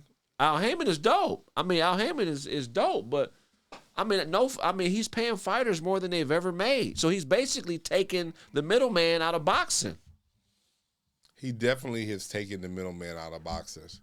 The promoter is like the promoter, but he's acting as if he's the promoter. He's a fighter and promoter, so that's what I'm saying. Both ways. That's what I'm saying. So if you're a fighter that's ready, like if you're an undeniable talent like a Tank or an elite boxer, it's like, oh wow, he's showing you the way. He's showing you the way. So, why do you think the Tank fight didn't happen? I'm not sure. He be bidding bitches up. That's bad. That's bad for business. We need to revisit beating up bitches. That's not right. But self-defense is different than beating up a bitch. Yeah, I don't know what happened in that situation. If a woman swings on you, you have the right to defend yourself. That is not... The only thing in that situation, as a boxer, your hand is considered a lethal weapon. And regardless of what happened, that's like equivalent to shooting her. But I remember we had a talk, and I told you... Tank would beat Jake Paul, and you guys saying like the size difference. After seeing him fight, he would beat him. Tank would beat Jake Paul. I think he would. Yeah, he would. I mean, it just depends. Is it the Tank that shows up at 135? Yeah, and he's gonna face the guy that's 215? He's just too fast for Jake Paul. Yeah, Jake Paul. That's tough though. Jake Paul has no conditioning. You got the guy by 85 pounds, and you think you're gonna win? I think, if anything, I think the reason why he would win if the fight was long enough for him to win, if it was 12 rounds. I don't think Jake Paul can hit him. If you notice, Jake Paul was gassed by the fourth round. Did you watch the fight? Yeah, I watched pieces of it. Yeah. Oh, okay. Oh yeah. Anthony Joshua put him on his back. I think he finally found out how dangerous boxing truly is. Oh, yeah, he could have killed him in that ring. Oh, listen, couple more blows, he wouldn't have been okay. Yeah. He has a strong chin though, even though he broke both his. What do you mean he has a strong chin? Why are you saying that? Anybody else, he would have been knocked out cold. He was conscious. He can take a punch. No, he took a punch. He can take like anybody else knocked out cold. I mean, he went down. Yeah, he went down, but he was still there. He was able to talk after his presser. Like if you watch the Francis Ngannou fight, he was knocked out cold. Yeah. So the Shedeur Sanders season just ended. Yeah. In perspective, they fired the coach. How do we feel about Shedeur Sanders? Is he meant to be a superstar? I think Shedeur is a future leader, a future MVP, and a future great quarterback in the NFL. Oh, my bad. I agree. MVP? Yeah, I think he's capable of an MVP season. He's gonna be an above-average quarterback. No, dog. He just look. You got to remember. Go on, Craig. That game where he had the 400 yard. That's all I needed to see. Yeah. He just has to be in the right situation with a coach that believes in him, which his quarterback position is all about. To me, the perfect place for him is the Steelers. But, Didn't they have an option? Didn't they have an opportunity to draft him? The coach wanted him. Everybody had an option to draft him. I don't know why they passed that up. The owner. Oh, it was the owners. Yeah, the owner. The coach wanted him, though. Yeah. Yeah, I thought that was. I believe people were like, there was. Like, I don't think he's going to be a superstar MVP like you guys saying. Why? I just don't see it. I just said why. Huh? I said he holds I just, from watching him, he's going to be a okay quarterback. He's going to be an above-average quarterback. So what do you think he needs to work on to be above to you? Not hold the ball that long. Make quicker decisions. He takes too many sacks. Yeah, he just needs more options around him. Yeah, but I think that comes with maturity. I just think you start. I think he has such a chaotic first year. Yeah, so many things happening. It was hard for him to really get it under control. They wanted him to fail. Yeah, they kept putting him in situations. I'm like, wait, what, nigga? What the fuck? No snaps at all. Come in, we down by 2 with 12 seconds to go. Like, what the fuck is going on? But it was all kind of weird shit also going on, like the story about Stefanski being related. Have you heard that story? No. Oh man, that story is crazy. There was remember when Dion was playing 2 sports and there was this journalist that was always going at him? Yeah. So when they won the World Series, he dropped cold water on him. Yeah. So apparently he's related to Stefanski because he was like, what was it? I think it's Stefanski's grandfather. Or step-grandfather or something like that. Yeah. It was through, was it through marriage? Something like through marriage. Yeah, it was through marriage. That was his grandfather. Oh. So everyone kind of, it's funny because you know what I always thought was weird? Why didn't ESPN exploit that? Right. Like, to me, that was weird because that was honest. It was a true. That's enough to do some shit like that. Yeah, that's some weird shit to do. They say, when he was, I guess Stefanski was 10 years old. Yeah. He saw his hero at that particular time. They're saying that, it was the guy who got water dumped on him, and it was Dion that did it. And that's why they killed the firstborn in the Old Testament all the time. Like, hey, man, we fucked his father off. Once his kid finds out, he's going to come for us. We got to get rid of the whole bloodline. Get rid of him now. I mean, that makes sense. Here's the thing. I'm not mad at Stefanski for not playing him more. If he feels like he's not the guy, he's entitled to feel that way. But my thing is, if once somebody shows you they're capable and you still decide not to, that level of ignorance is unacceptable.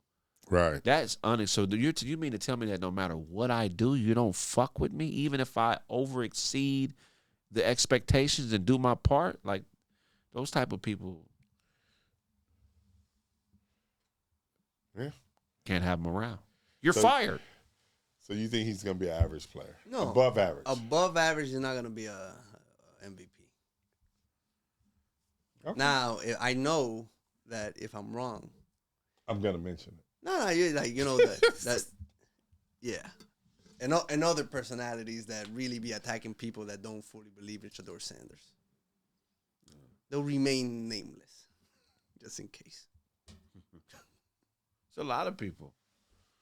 I got a few homies that was talking crazy about Shador. I've experienced that in my family where family members don't like me because my father, or like ill shit. Like, this weird shit. My they father's don't like you? Well, just they don't fuck with you because my father was the disciplinarian of the family. Okay. So he had to lay hands. He's the one that grandma would call. Like, that motherfucker acting a fool. And Smitty would show up, motherfucker, she told you. So it's people, they like, hey, So I get that type of shit. Oh, man.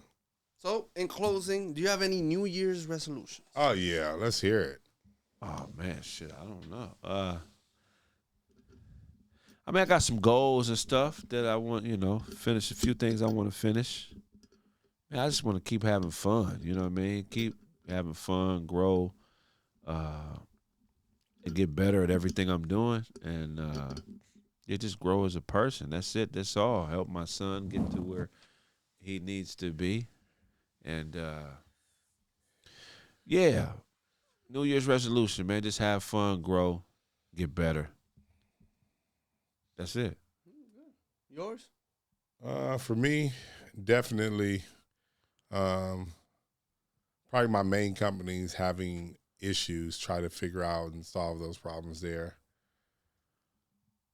That's the one thing. And also, just keep this podcast thing going. As hard as it is. This is tough. If you out there, this is tough, especially if it's guest based. It's tough. Yeah, that's real shit. Yeah, it's tough.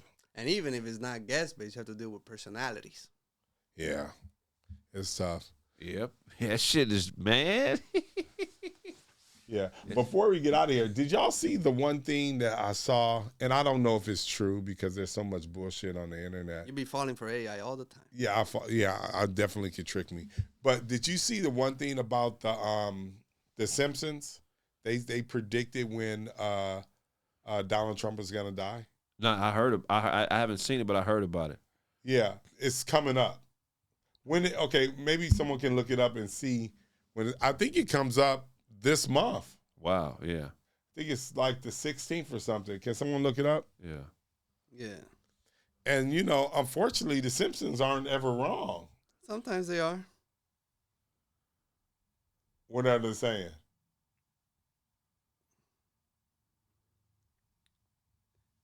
No, The Simpsons never predicted Donald Trump's death. Claims circulating online, often featuring image of a cartoon Trump in a coffin or on collapsing, are false, digitally altered, or AI-generated content. There you go. So It's not true. Wow. Another thing that is not true. What's that? AI Atlas.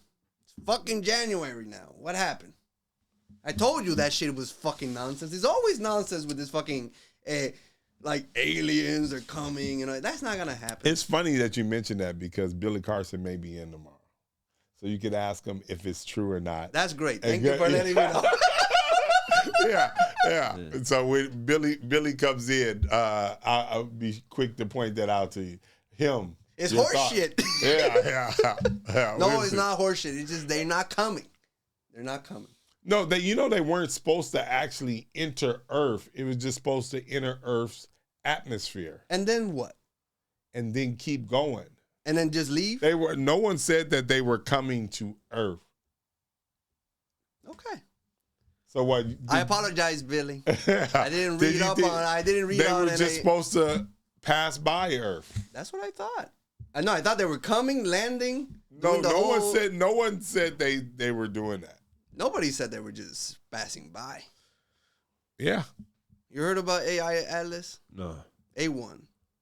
A3? What was it? AI. No. I think it's 3. No, 3i. Yeah. 3i Atlas. No, 3i Atlas. It's like a comet type thing that's making certain movements that make it seem like it's operated by something that it's motorized. Oh wow, yeah. That's and it was supposed to be coming by Earth. A rock spaceship, huh? Yeah. Are we gonna see aliens in our lifetime? Shit, I think they're among us already. The Anunnaki. You know what they say? They say the people who do well in sports are aliens. Really? Yeah, Michael Jordan, alien. like certain people who do well. You know, Carl Lewis, alien. I wonder what Carl Lewis is. LeBron James, alien. Well, you know, that's something. Apparently, to you did well on sports, and you're cold blooded. You get cold easily. I already told you I'm not human. Are you reptilian? No, I'm just not human. Not like you. You're just a mortal man. I'm definitely not a mortal. I'm different. Okay, thank you for stopping by. Anything that you want to promote? Nah, just keep supporting. I got a bunch of stuff on the way. If I owe you something, get it from God. God.